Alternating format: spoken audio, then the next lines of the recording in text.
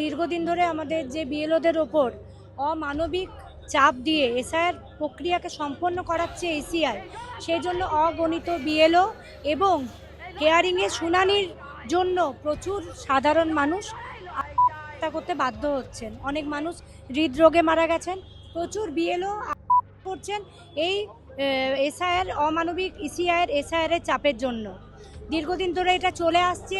Logical ডিসক্রিপেন্সিসের নাম করে যাদেরকে হেয়ারিংয়ে ডাকা হচ্ছে, আদৌ কিন্তু এটা কোনো বিএলওদের কিন্তু আপলোডের কোনো সমস্যা নয়। আমরা বিএলওরা কিন্তু সঠিকভাবেই আপলোডগুলো করেছি, কিন্তু যখন বাংলা থেকে ইংরেজিতে ট্রান্সলেশন যখন করা হচ্ছে তখন সেই নামের অনেকগুলো অসঙ্গতি পাওয়া যাচ্ছে। সেটারই নাম দেওয়া হয়েছে লজিক্যাল ডিসক্রিপেন্সিস। এর ফলে যাদের ইচ্ছাকৃতভাবে লজিক্যাল ডিসক্রিপেন্সিসের আওতায় ফেলা হয়েছে তাদের প্রত্যেককে হেয়ারিংয়ে ডাকা হয়েছে। এর ফলে এই হেয়ারিং আতঙ্কের জন্য অনেক বিএলও মারা গেছেন, করেছেন, অনেক সাধারণ মানুষ হয়েছেন, হৃদরোগে মারা গেছেন। আমরা তার প্রতিবাদেই আজকে পথে নেমেছি। আজকে দেখুন, আজকে এই এতটাই আতঙ্ক হয়ে গেছে। বিএলও আজকে সকালেই একজন বিএলও তিস্তা নদীতে, শিলিগুড়িতে উনি থাকেন, শ্রবণ কা 46 বছর বয়স, তিস্তা নদীতে ঝাঁপ দিয়ে উনি হয়েছেন। আর কত মৃত্যু মিছিল ইসিআই দেখবে?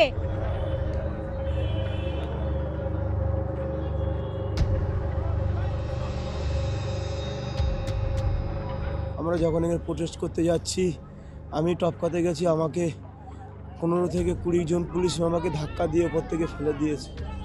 আমাকে আমি ওই রেলিংয়ে আটকে যাই।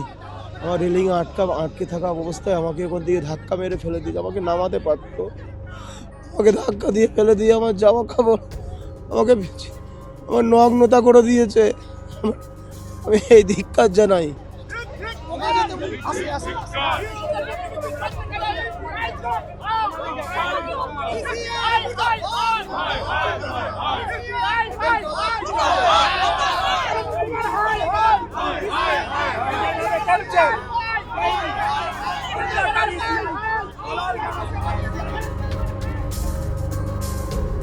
বিএলওর কাজ যে করবো না সেটা কিন্তু আমরা একবারও বলছি না। আমরা ইসিআইকে বারবার বলতে চাইছি যে আমরা কাজ করব, সুষ্ঠুভাবে করব। 2002 সালে ইসিআইয়ের যে কর্মসূচি করেছিল, তারা যে এসআইআর করেছিল, তার ব্যবস্থা করেছিল, সেটা সবাই ভালো করে করেছিল এবং টানা 2 বছর ধরে চলেছিল। আজকের তোমার 23 বছর পরে হঠাৎ তোমাদের মনে হয়েছে যে আবার এসআইআর প্রয়োজন কেন? এই 26শে ভোটের মুখে তোমাদের মনে হয়েছে যে কটা মানে বৈধ ভোটার তাদেরকে বাদ দিয়ে তোমরা কি চাইছো? গোপনে বিজেপির আতাত ছাড়া আর কিছুই নয়। সম্পূর্ণ বিজেপির কারসাজি। বিজেপি এই ইসিআইকে চালাচ্ছে এবং ইসিআই বারবার করে অ্যাপসটা নিত্য নতুন আপডেট করে দিয়ে বিএলওদের উপরে কাজের চাপ ভীষণভাবে বাড়িয়ে দিয়েছে, যাতে বিএলওরা তারা নিজেদের জীবন পণ করে কাজ করছে, তারা না সহ্য করতে পেরে তারা করছে, মানসিকভাবে বিধ্বস্ত তারা। আমরা চাইছি যে যেন ইসিআই একটু মানবিক হোক, বিএলওদের প্রতি একটু মানসিক আচরণ করুক। আজকে সমস্ত সীমা ছাড়িয়ে গেছে, যেখানে আজকে বিএলওদের মৃত্যু মিছিল মানে চলছে। প্রায় 12 জন বিএলওকে আমরা হারিয়েছি, আমাদের সহকর্মী। আজকে আমাদের প্রথম থেকেই আমাদের এই মিছিল, আমাদের এই আন্দোলন কিন্তু ভীষণ শান্তিপূর্ণভাবে আমরা করার চেষ্টা করেছি এবং বারবার ইসিআইয়ের কাছে আমরা দরবার করেছি এই পরিবারগুলো, অসহায় পরিবারগুলোর জন্য ক্ষতিপূরণ এবং তাদের প্রতি একটু মানবিকতা দেখানোর জন্য।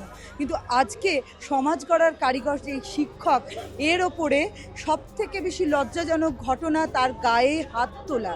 এবং উনি একজন প্রথম ট্রান্সজেন্ডার একজন শিক্ষিকা, তার গায়ে হাত তোলা এবং আমাদের আরেকজন বিএলও অসুস্থ হয়ে গেছে। এটাতে আজকে কি হলো? আজকে ইসিআইয়ের মুখ খুললো। আজ 14 ফেব্রুয়ারির পর যখন বিএলওদের ওপর জনরোষ তৈরি হবে, যখন সাধারণ মানুষদের নাম কেটে বাদ যাবে, এই আক্রোশটা বিএলওদের ওপর পড়বে। মানুষ নয়, একটা শিক্ষকদের বিএলওর কাজে নামিয়েছে।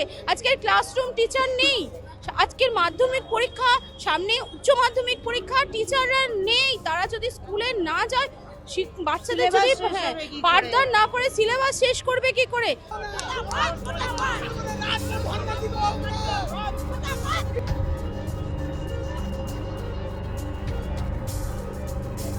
লড়াই লড়াই লড়াই চাই।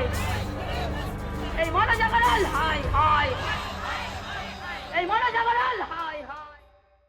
ফলো করুন সংবাদ প্রতিদিন ডিজিটাল।